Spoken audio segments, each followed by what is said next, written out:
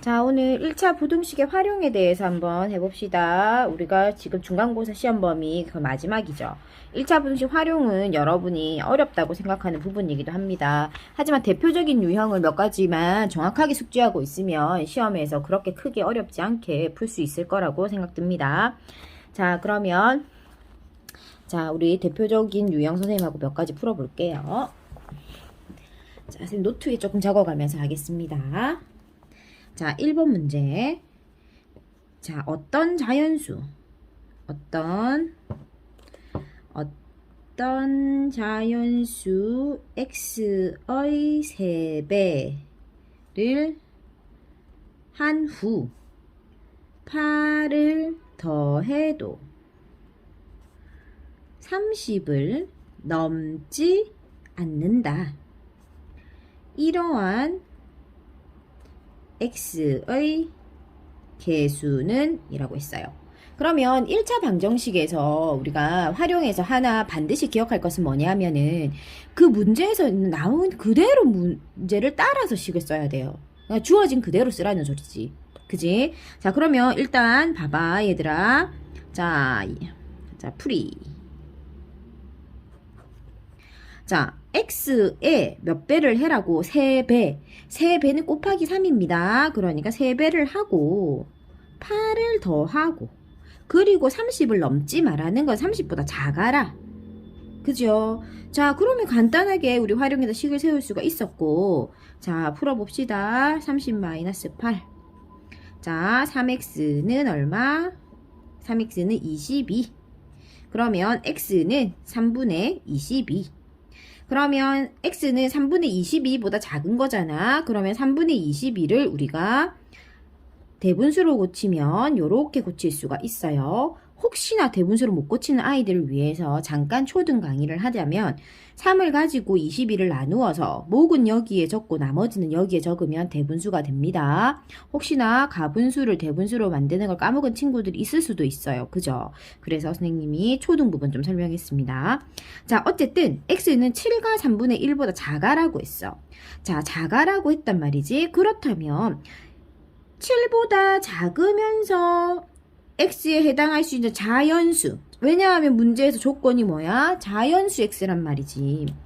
그러면 7보다 작은 자연수는 누구 있을까? 1, 2, 3, 4, 5, 6, 7. 여기서 7이 꼭 들어갈 수 있도록 해야 됩니다. 왜냐하면 7과 3분의 2는 7과 3분의 1은 7을 넘어서는 거잖아. 우리가 지금 수직선에서 이 아이를 살펴보면 6하고 6 있고 7 있고 8 있고 7과 3분의 1은 여기야 여기.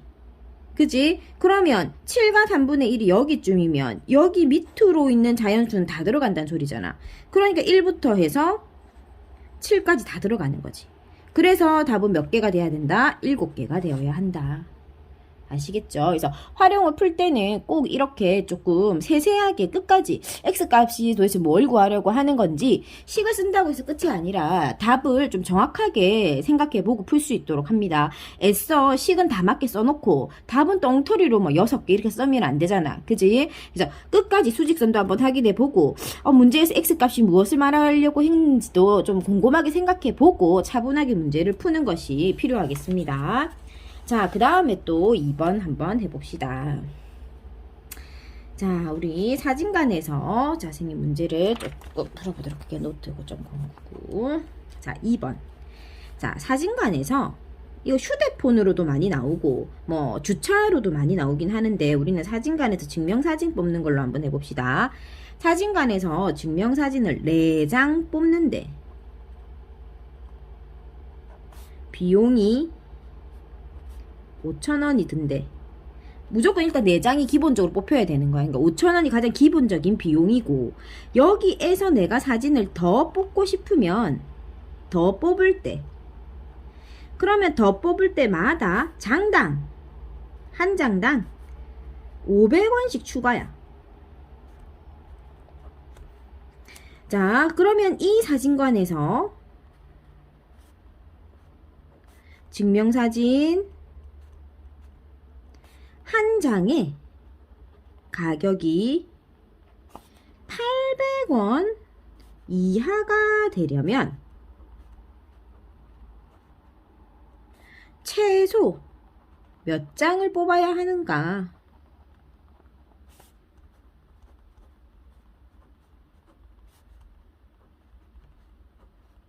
아, 이거 무슨 말이야 하는 생각이 드는 친구들도 있을 수 있어. 그죠? 자, 일단 활용은 문제부터 먼저 해석해야 돼요. 그죠? 내가 일단 이 사진관에서 사진을 뽑으려면 아저씨한테 무조건 5,000원을 기본적으로 줘야 돼. 그래서 아저씨가 나한테 4장을 주실 거야. 근데 나는 이제 4장보다 더 많은 장수가 필요하다라고 치자. 그러면 예를 들어서 5장째부터는 내가 이제 4장은 기본적으로 5,000원을 내고 샀어. 근데 5장째부터는 내가 만약에 한 장을 사고 싶다. 그러면 얼마를 더 주면 된다? 500원을 주면. 아니, 얼마인지는 모르겠지만 한 장당에 우리가 가격을 줘야 해. 500원이라고 되어져 있네. 한 장당 500원. 그러면 내가 500원을 한 장당 추가해서 내야 되는 거지, 돈을. 그지? 그럼 내가 만약에 7장을 뽑고 싶다. 예를 들어서 7장을 뽑고 싶다. 그럼 4장까지는 일단 내가 5,000원을 지불했단 말이야. 그러면 나머지 3장 값만 한 장당 500원씩 해서 5, 3, 15 해서 1,500원을 더 내면 된단 말이지. 무슨 말인지 이해는 하겠죠, 그죠?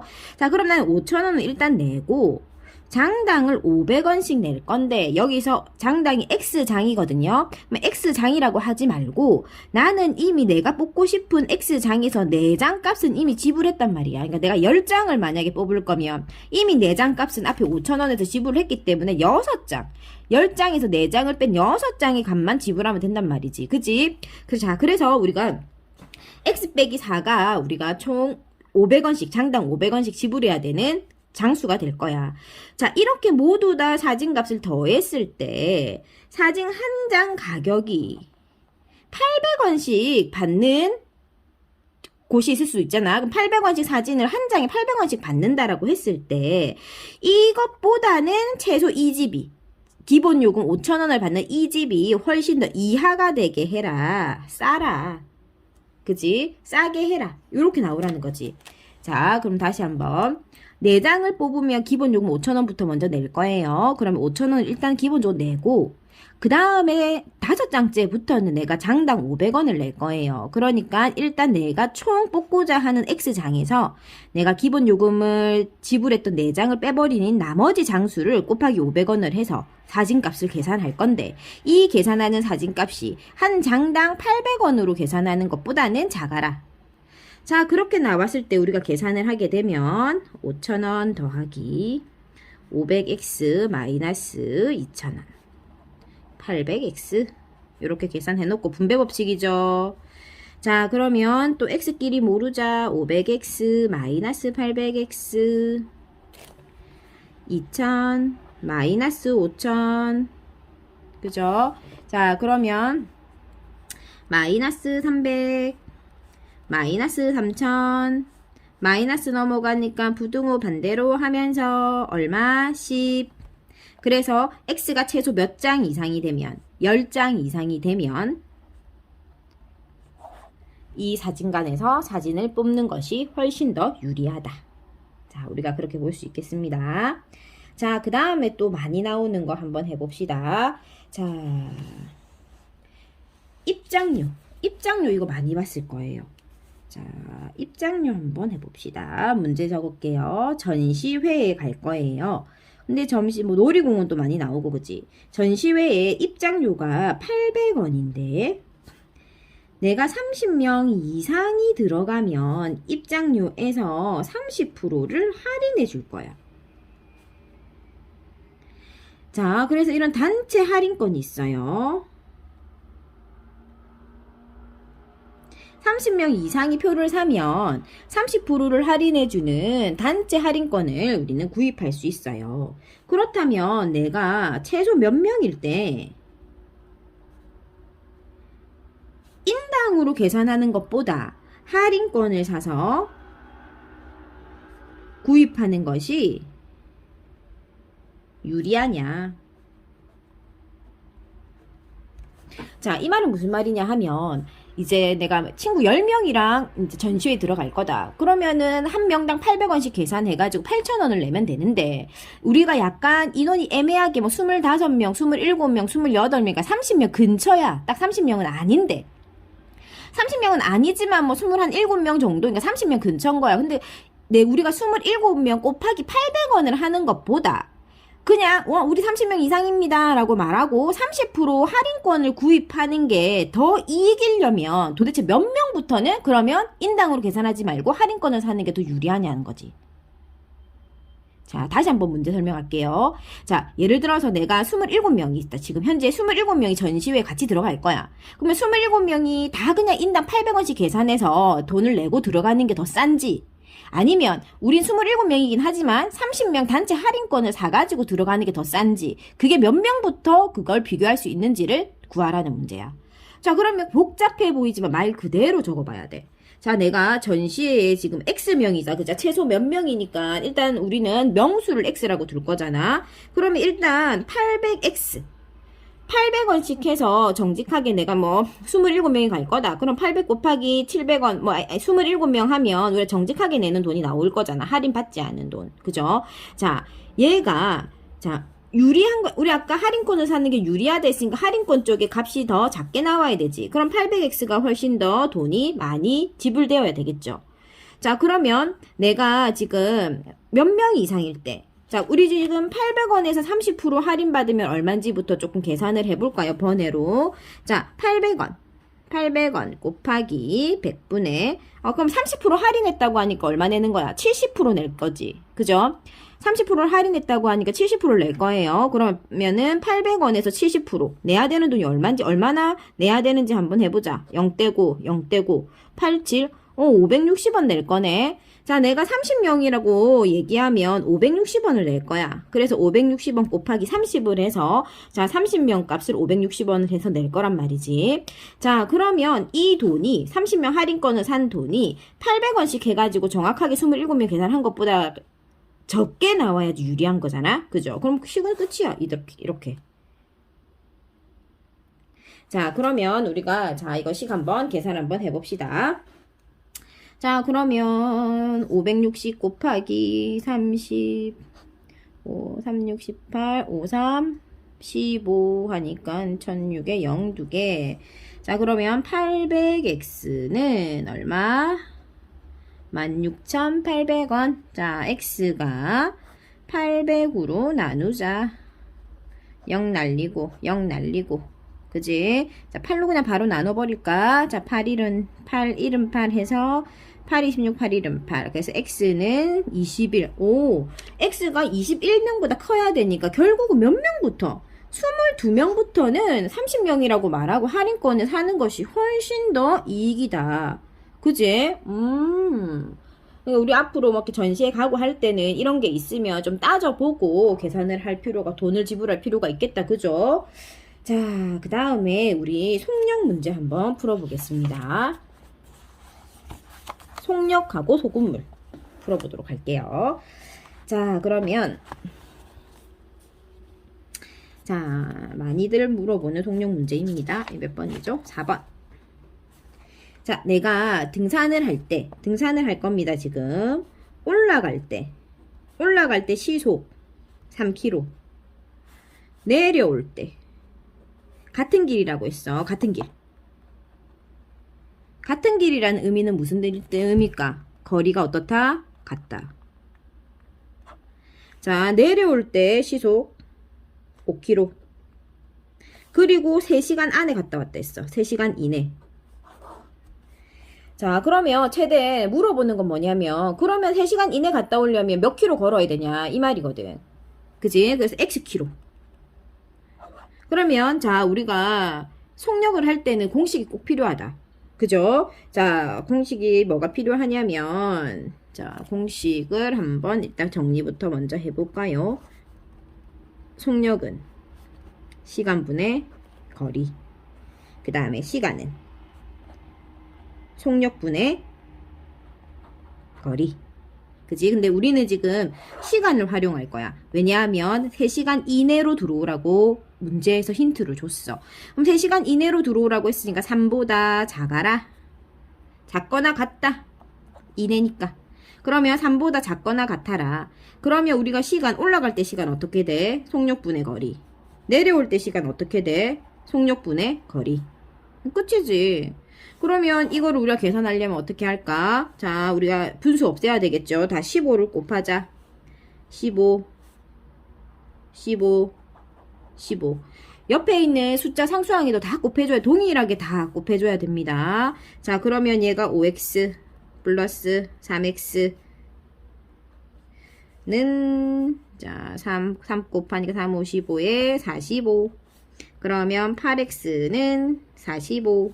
x는 8분의 45. 자, 그러면 우리가 8분의 45니까 정확하게 우리가 몇 킬로 이내까지 갔다 와야 되냐 하면 8분의 45킬로 이내까지 갔다 오면 된다. 그러니까 거리를 물어보기 때문에 그냥 있는 그대로 적으면 됩니다. 아까는 우리가 뭐 자연수 몇 개냐 이랬을 땐 7과 3분의 1이었으면 7보다 앞이다 그 조건에 맞추어서 우리가 자연수를 생각했지만 지금은 그냥 거리를 물어봤기 때문에 그냥 답 그대로 8분의 45km 이내로 갔다 오면 된다라고 답을 적어도 됩니다. 좀 꼼꼼하게 하고 싶은 사람은 뭐 대분수로 고쳐도 되고 뭐 소수로 고쳐도 됩니다.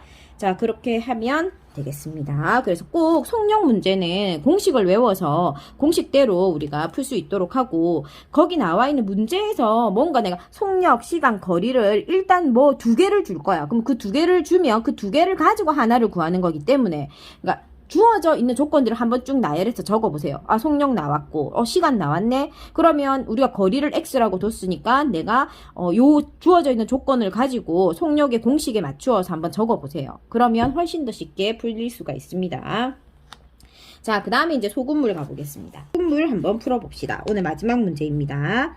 8%의 소금물 300g과 여기에다가 5%의 소금물 Xg을 섞어서 6%의 소금물 얘가 됐다 했어요. 그러면 얘네 둘이 더해서 여기가 나왔으니까 소금의 양, 각각의 소금의 양은 어떻다? 같을 거다. 왜냐면 얘네 둘이를 섞어서 이 아이를 만든 거기 때문에 이 둘이를 더한 것이 6%의 소금의 양과 같을 거다. 자, 그러면 그렇다면 소금의 양은 어떻게 구하냐? 소금의 양을 구하는 공식으로 가봅시다. 소금의 양을 구하는 공식은 어떻게 되냐 하면 100분의 비율, 소금물의 비율에다가 곱하기 소금물의 양을 하면 우리는 소금의 양을 구할 수 있어요. 그래서 소금을 구하는 문제는 대부분 소금의 양을 물어보는 문제가 많기 때문에 그 공식 하나만, 이 공식 하나만 기억하시면 됩니다.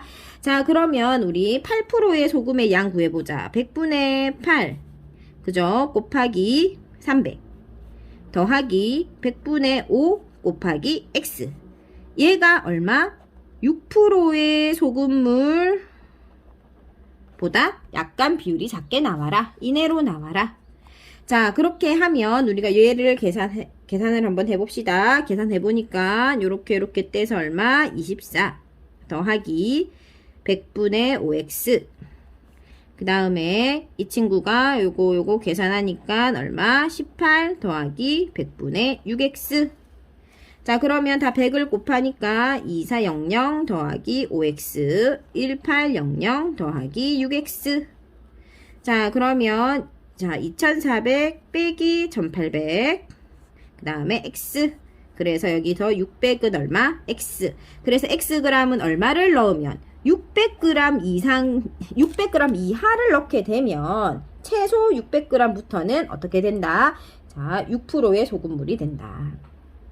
자, 이렇게 우리가 소금물의 1차 부등식의 활용도 한번 풀어봤습니다. 자, 그러니까 소금물은 반드시 소금의 양을 구하는 공식을 기억하셔야 합니다. 알겠죠? 그래서 소금의 양을 구하는 공식을 기억하시면 훨씬 더 편하게 풀 수 있습니다. 자, 이렇게 우리가 활용을 한번 살펴봤고요. 자, 다음 시간에는 1차 부등식의 단원 다지기를 조금 풀어볼 수 있도록 하겠습니다.